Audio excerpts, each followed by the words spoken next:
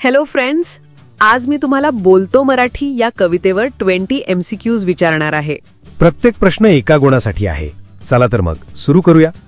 आपला पहिला प्रश्न आहे की लेखाच्या सुरुवातीला दिलेल्या विनोदात नवऱ्याने बायकोला जादूगार का म्हटले? आणि यासाठीचे पर्याय आहेत: ए, कारण ती खूप छान उत्तप्पा बनवते. बी, कारण बनवणे या शब्दाचा अर्थ फसवणे किंवा एका रूपातून दुसऱ्या रूपात बदलणे असा होतो. सी, कारण नवरा तिची मस्करी करत होता. डी, कारण तिला जादूचे प्रयोग येत होते. विचार करा, काय असेल याचं उत्तर?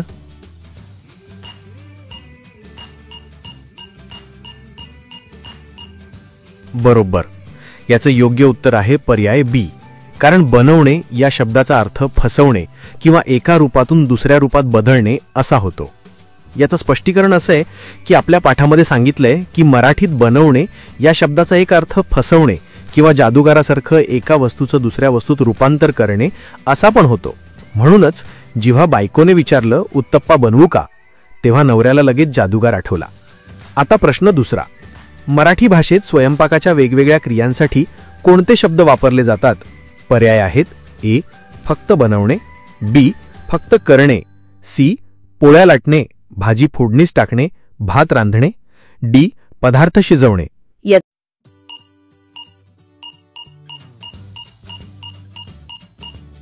बरोबर उत्तर आहे पर्याय सी, पोळ्या लाटणे, भाजी फोडणीस टाकणे, भात रांधणे. कारण लेखकाने हेच स्पष्ट केलं आहे की मराठी भाषेत प्रत्येक कामासाठी एक खास शब्द आहे. जसे की पोळ्या लाटतात, भाजी फोडणीस टाकतात आणि भात रांधतात. आपण प्रत्येक गोष्टीसाठी बनवणे हा एकच शब्द वापरत नाही. चला तिसरा प्रश्न पाहूया. मारणे या क्रियापदाबद्दल प्रकरणात कोणती गंमत सांगितली आहे? तुमचे पर्याय आहेत: ए, मारणे याचा अर्थ फक्त मार देणे असाच होतो. बी, मारणे हा शब्द फक्त भांडणात वापरतात. सी, मारणे हा शब्द अनेक वेगवेगळ्या अर्थांनी वापरला जातो जिथे त्याचा अर्थ मार देणे असा होत नाही. डी, मारणे हा एक निरुपयोगी शब्द आहे. आणि याचं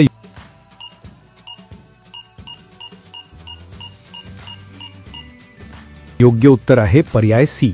मारणे हा शब्द अनेक वेगवेगळ्या अर्थांनी वापरला जातो जिथे त्याचा अर्थ मार देणे असा होत नाही.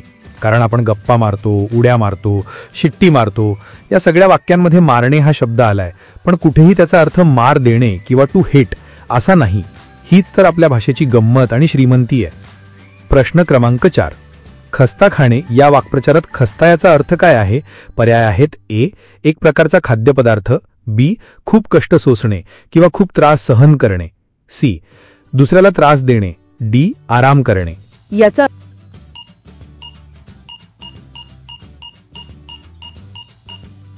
अचूक उत्तर आहे पर्याय बी, खूप कष्ट सोसणे किंवा खूप त्रास सहन करणे. खस्ता खाणे हा एक वाक्प्रचार आहे मित्रांनो. यातला खस्ता हा खाण्याचा पदार्थ नाही, तर याचा अर्थ होतो खूप मेहनत करणे किंवा त्रास सहन करणे. पाचवा प्रश्न आहे, खांद्याला खांदा लावणे आणि खांदा देणे यात काय फरक आहे? पर्याय खालीलप्रमाणे आहेत: ए, दोन्हींचा अर्थ मदत करणे असा होतो. बी, खांद्याला खांदा लावणे म्हणजे सहकार्य करणे आणि खांदा देणे म्हणजे प्रेताला खांदा देणे. सी, खांद्याला खांदा लावणे म्हणजे भांडण करणे आणि खांदा देणे म्हणजे आधार देणे. डी, दोन्हींमध्ये काहीच फरक नाही. याचा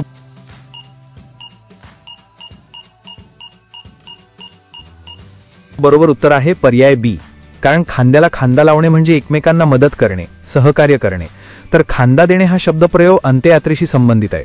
त्यामुळे दोन्ही शब्दांचा वापर खूप काळजीपूर्वक करायला हवा. आता प्रश्न 6वा, अकलेचा कांदा या शब्दप्रयोगाचा अर्थ काय आहे? पर्याय आहेत: ए, खूप हुशार. बी, मूर्ख. सी, अतिशहाणा, टोमणा मारण्यासाठी. डी, प्रामाणिक व्यक्ती. याचं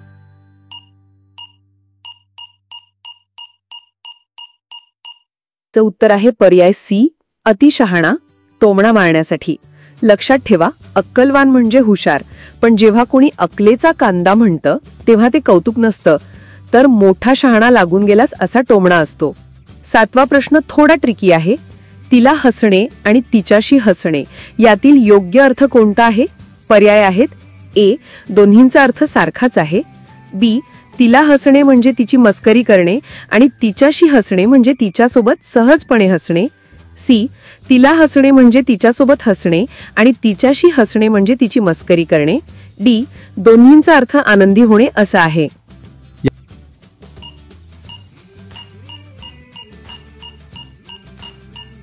याचं बरोबर उत्तर आहे पर्याय बी. बघा, फक्त एका प्रत्ययामुळे अर्थ कसा बदलतो.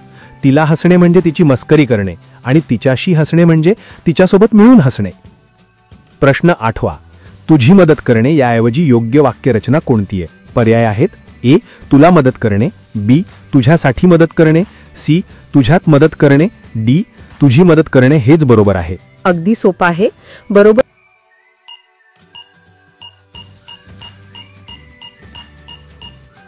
उत्तर आहे पर्याय ए. तुला मदत करणे. लेखकाने सांगितलंय की व्याकरणानुसार तुला मदत करणे किंवा त्यांना धन्यवाद असं म्हणणं योग्य आहे. प्रश्न 9. लेखकाने भाषेची तुलना कोणाशी केली आहे आणि का? पर्याय आहेत: ए. डोंगराशी, कारण ती स्थिर असते, बी. समुद्राशी, कारण ती खूप खोल असते, सी. नदीशी, कारण ती सतत प्रवाही म्हणजे वाहणारी असते, डी. झाडाशी, कारण ती वाढत असते.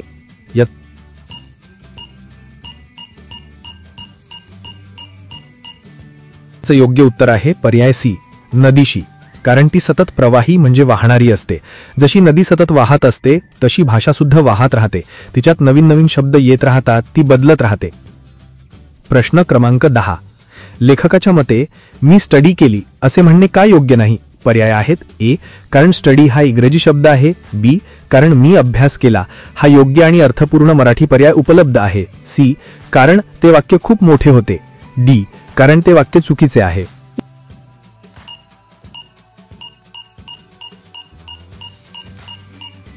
याचं बरोबर उत्तर आहे पर्याय बी. कारण मी अभ्यास केला हा योग्य आणि अर्थपूर्ण मराठी पर्याय उपलब्ध असताना गरज नसताना इंग्रजी शब्द वापरून स्टडी केली असं म्हणणं चुकीचं आहे असं लेखकाला वाटतं. प्रश्न 11. मोरांबा या शब्दात मोराचा संबंध कशाशी आहे? पर्याय आहेत: ए. मोर या पक्षाशी, बी. मॉरिशस वरून येणाऱ्या साखरेमुळे मोरस या शब्दाशी, सी. मोहरीच्या दाण्यांशी, डी. आंब्याच्या मोहराशी.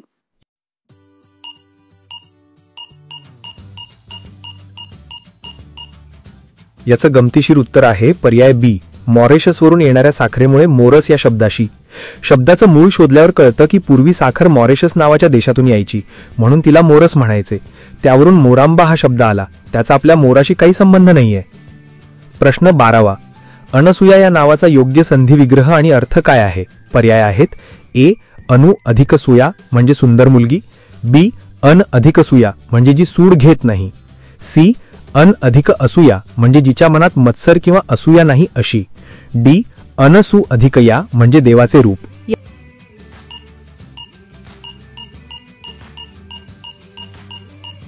याचं अचूक उत्तर आहे पर्याय सी. अन अधिक असूया म्हणजे जिच्या मनात कोणाबद्दलही मत्सर नाही ती अनसूया.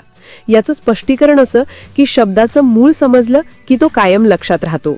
अनसूया म्हणजे अन असूया, असूया म्हणजे मत्सर किंवा जळफळाट आणि अन म्हणजे नाही, म्हणून जिच्या मनात कोणाबद्दलही मत्सर नाही ती अनसूया. चला 13व्या प्रश्नाकडे वळूया. जरा जर्जर आणि जरा म्हणजे थोडे या शब्दांमधल्या जच्या उच्चारात काय फरक आहे? पर्याय आहेत: ए. काहीच फरक नाही, बी. जरा जर्जर मधला ज हा तालव्य ज आहे आणि जरा मधला ज दंतमूल्य ज आहे, सी. जरा जर्जर मधला ज दंतमूली आहे आणि जरा मधला ज तालव्य आहे, डी. दोन्ही उच्चार सारखेच आहेत.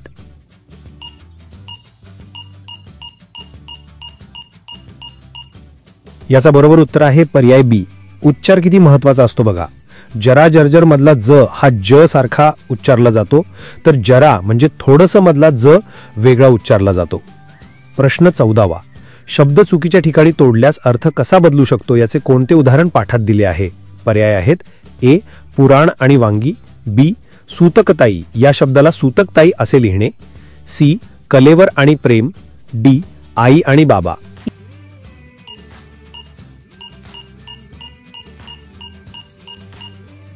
याचं योग्य उत्तर आहे पर्याय बी. सूतकताई या शब्दाला सूतक ताई असं वेगळं लिहिणे. सूतक ताई म्हणजे सूत कातण्याची क्रिया, पण जर आपण सूतक ताई असं वेगळं लिहिलं तर त्याचा अर्थ सूतक लागलेली बहीण असा विचित्र होऊ शकतो. प्रश्न 15वा. पुराणातली वांगी पुराणात ही म्हण चुकीची कशी झाली? पर्याय आहेत. ए. पुराणात वांग्याबद्दल काहीच लिहिलेले नाही. बी. मूळ म्हण पुराणातली वाणगी पुराणात अशी होती ज्यात वाणगीचा अर्थ उदाहरणे असा होता. सी. ही म्हण आता कोणी वापरत नाही. डी. वांगी आता महाग झाली आहेत.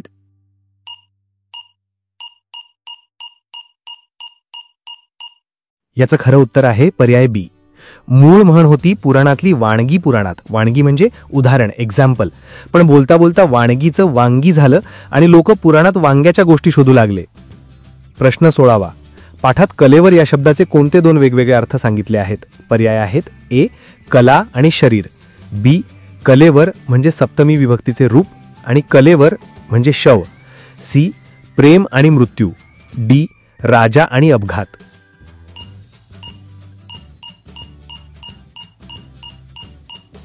याचं योग्य उत्तर आहे पर्याय बी. कलेवर सप्तमी विभक्तीचे रूप आणि कलेवर म्हणजे शव.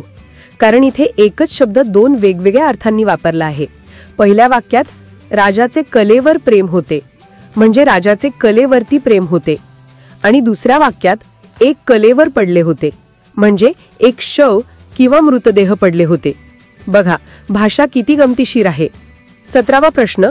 लेखकाने मराठी भाषेला कोणाचे स्थान दिले आहे? पर्याय आहेत. ए. मित्राचे. बी. गुरुचे. सी. आईचे. डी. राजाचे. याचं उत्तर तर सगळ्यांना यायलाच हवं.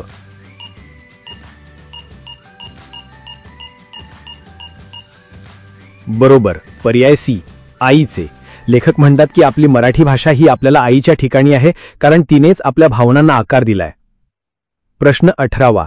सकाळी सकाळी पाऊस आल्यामुळे माझ्या मॉर्निंग वॉकच्या बेतावर पाणी पडले. या वाक्यातून कोणता भाव व्यक्त होतो? पर्याय आहेत. ए. आनंदाचा. बी. निराशेचा किंवा योजनेत अडथळा आल्याचा. सी. पावसाचे कौतुक करण्याचा. डी. आश्चर्याचा.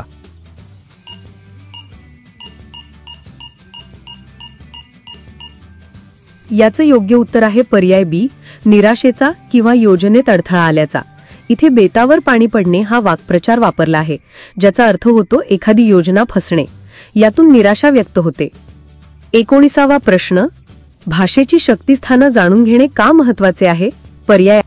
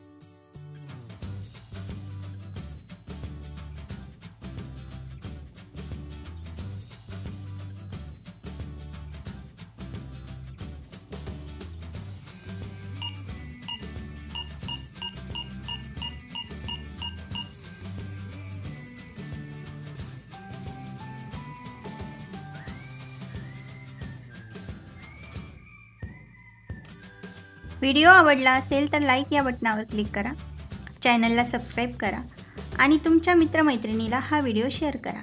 कॉमेंट बॉक्समध्ये तुमचे नाव व गावाचे नाव कॉमेंट करा.